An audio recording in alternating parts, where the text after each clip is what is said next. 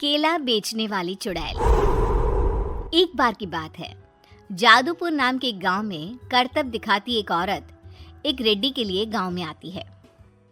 आइए आइए मेहरबान कदरदान, खाइए रोहड़ा के ताजे ताजे केले, कभी खाए नहीं होंगे ऐसे केले, पीले पीले केले खाइए। ये कहकर रोहड़ा हाथों में 4 केले लिए उन्हें सर्कल में जोर जोर से हवा में उछालती हुई करतब दिखाती है, जिसे देखकर आसपास के सारे बच्चे अपने अपने मम्मी पापा से उस औरत के पास जाने की जिद करने लग जाते हैं। पापा, ऐसा तो सर्कस में बॉल से होता है ना, ये आंटी तो केले से कर रही है, चलिए ना पापा देखते हैं। रोहड़ा एक पतली सी तार पर चलती हुई केलों से करतब दिखाती है। आते जाते सभी लोग बाहर रुककर उसके करतब देखते हैं और वाह वाही करते नहीं थकते।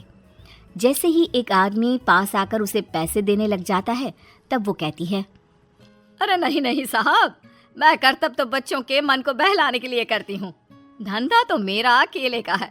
पीछे देखो मेरी रिड्डी, जो भी मेरे केले खाएगा मेरी तरह चुस्त दुरुस्त और तंदुरुस्त हो जाएगा। पता चलता है क्या कि मेरी उम्र 55 की है। अरे पर ऐसे ठंड के मौसम में कोई केला क्यों खाएगा?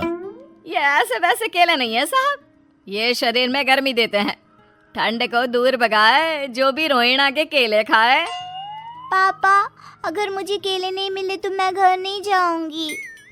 तभी उसके पापा कहते हैं कि बेटा, केले ठंड में कभी गर्मी नहीं देते, ये सब कहने की बातें हैं, सामान बेचने का तरीका है इनका। पर पिंकी नहीं मानती। मैं केले खाऊंगी।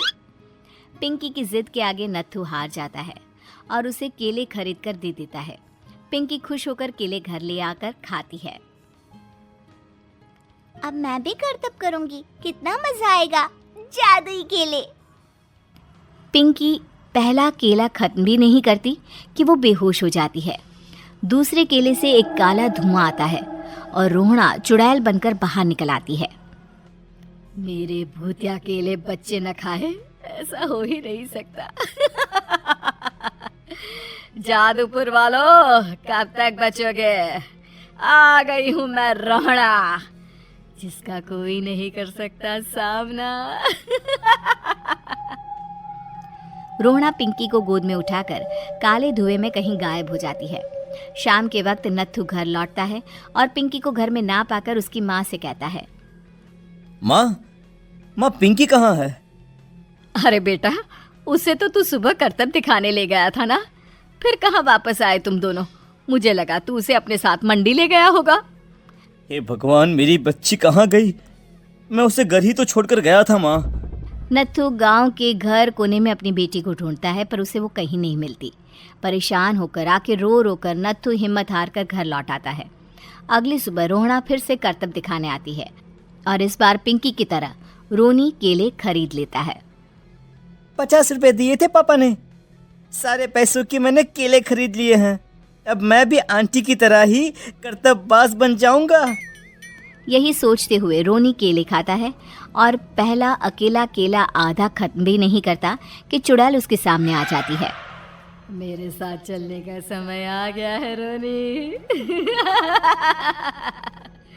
ये तो बस शुरुआत है, अब इस गांव के सारे बच्चे धीरे धीरे मेरे कब्जे में होंगे, एक बच्चा भी नहीं बचेगा।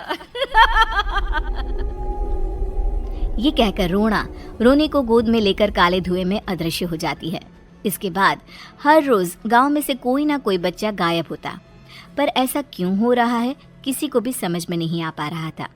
रोज की तरह अपनी बेटी पिंकी की तलाश में नत्थू गांव के एक तालाब के पास बैठा रो रहा था।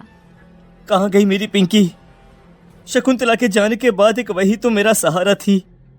अरे उसकी आत्मा कोस रही होगी मुझे कि मैं अपनी बच्ची को संभाल भी नहीं पाया। नत्थू ये कहता हुआ रो ही रहा था कि तभी तालाब में से उसे शकुंतला की आवाज सुनाई देती है। कहाँ थी तुम शकुंतला? हमारी बच्ची और सारे गायब हुए बच्चे रोहड़ा के कब्जे में हैं। वो बच्चों को जो केले देती है उससे बच्चे बेहोश हो जाते हैं और उसके कब्जे में आ जाते हैं और वो उन्हें ले जाकर काली दुनिया में ले जाती है। पर वो ऐसा क्यों कर रही है? ये मैं नहीं जानती, पर उस दुनिया का रास्ता मैं आपको बता सकती हूँ।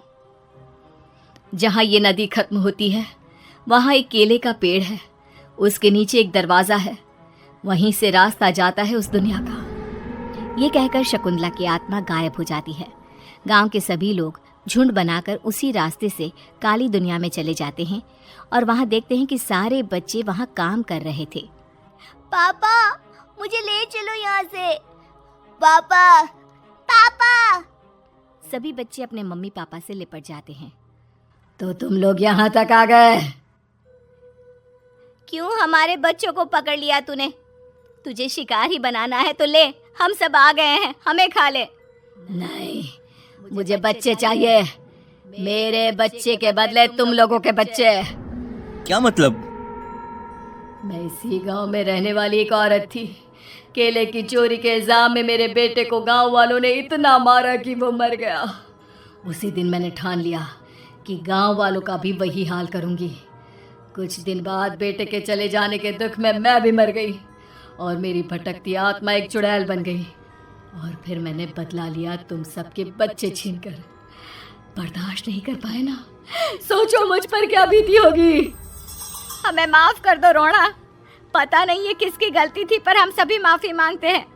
हमारी खुशियाँ लौटा दो, तुम भी तो एक माँ हो। गांव वालों की बात सुनकर रोहना का मन पिघल जाता है और वो बच्चों को छोड़ देती है।